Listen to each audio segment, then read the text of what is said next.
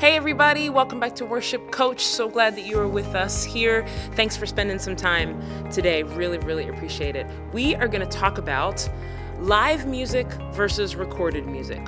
Are they the same experience, and how do you handle both?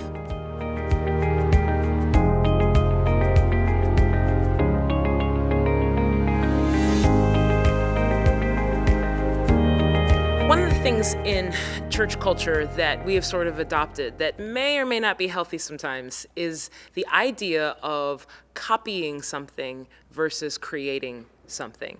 Now, I want to try to pull this apart a little bit and help you understand what I mean.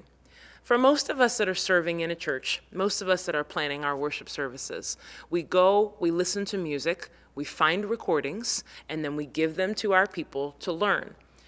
And 9 times out of 10, what can happen is by the time we get to rehearsal, or the time we get to practice, as leaders, sometimes we can actually want what our team plays to sound like the recording.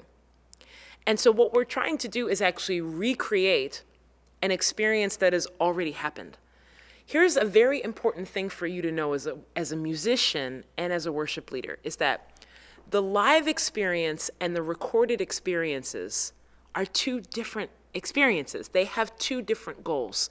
If you think about a recorded worship song, you listen to it, and the point of it is that it can play on the radio, that your average listener can get through it, which means that's why it's usually about 3 to 4 minutes, is because that's about the longest time that a listener can kind of stay engaged with a song.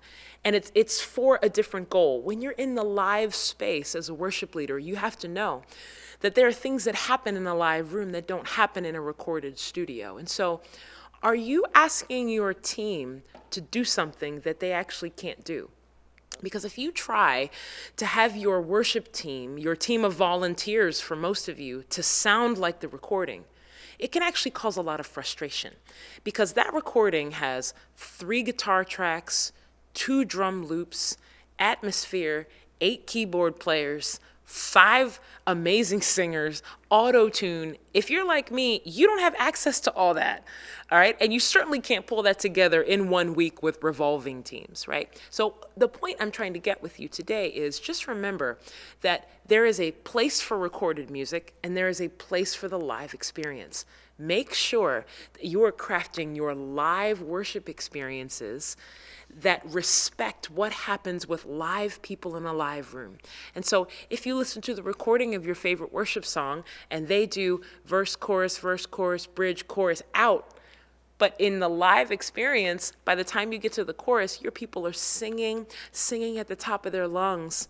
Make sure that you don't make your decision based on how the recording goes in a live setting. All right? So just remember, live music and recorded music just have 2 completely different goals. And make sure you're not stressing your team out by trying to get them to sound like people that they aren't. Just remember, that experience already happened. Create something new in your space. So remember, don't be afraid. Lean in and lead well. Tell me what you think about this. Do you struggle with this at all? Do you feel like you have permission today? Leave me a comment in the comment section below. I'll see you next time.